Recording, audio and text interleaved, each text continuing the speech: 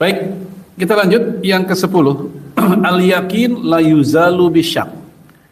Ya, al-yakin la yuzalu bisyak. Keyakinan tidak bisa dihilangkan oleh sesuatu yang masih ragu-ragu.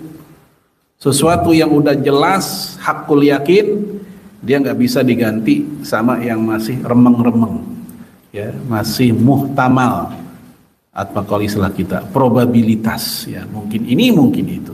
Nah, kalau ini meyakinkan, maka yang udah meyakinkan dia nggak bisa dianulir sama yang meragukan. Dalilnya dari Abbad bin Tamim, dari pamannya, annahu syaka ila Rasulillah alaihi salatu wassalam, bahwa pamannya ini pernah ngeluh ke Rasulullah alaihi salatu wassalam, ar-rajul alladhi yukhayyalu ilaihi annahu yajidu syai'a fi shalah, menceritakan tentang seseorang yang merasa ketika sholat ada sesuatu di perutnya.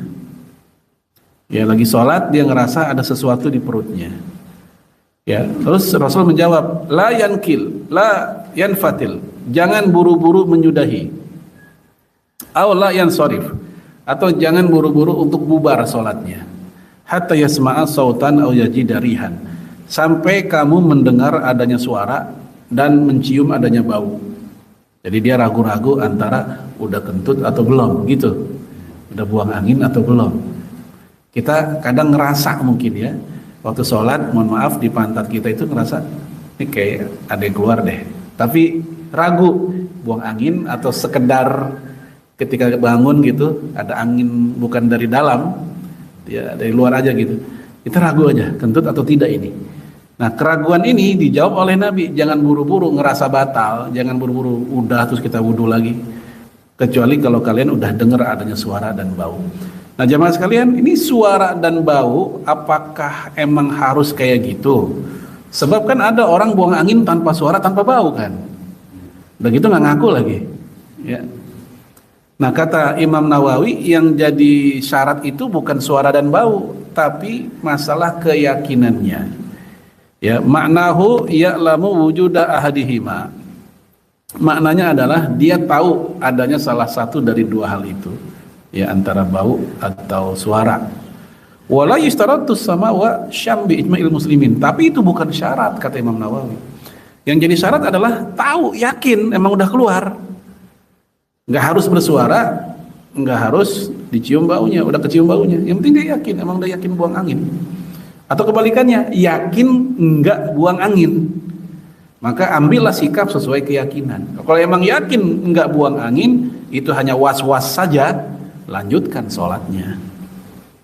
Atau kebalikannya, yakin udah buang angin, maka jangan ngelanjutin sholat.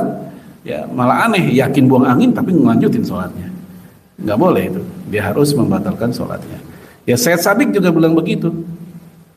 Ya, walaysa sam'a wa wijdan ar-ra'ihah syarton fi dzalik.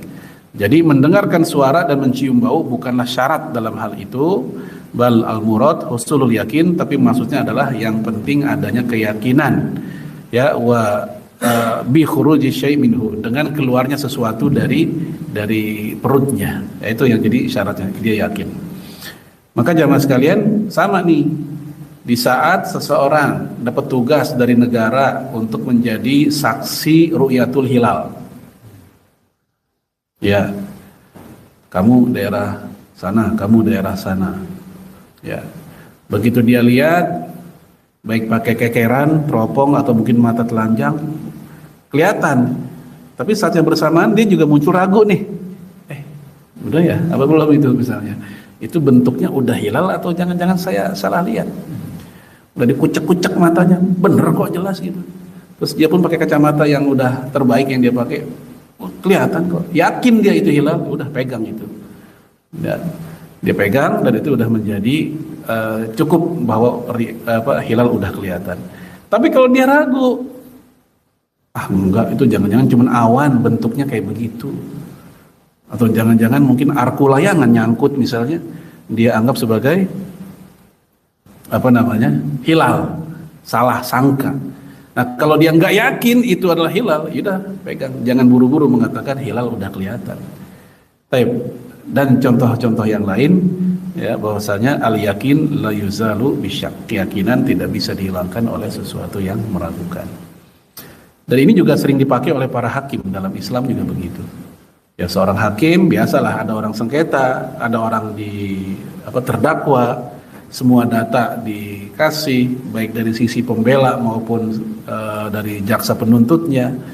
Lalu kan hakim tinggal mengelola dan dialah yang nanti memutuskan.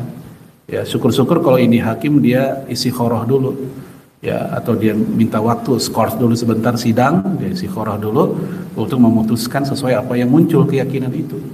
Kalau ternyata hasilnya salah keputusannya, dia nggak dianggap dosa.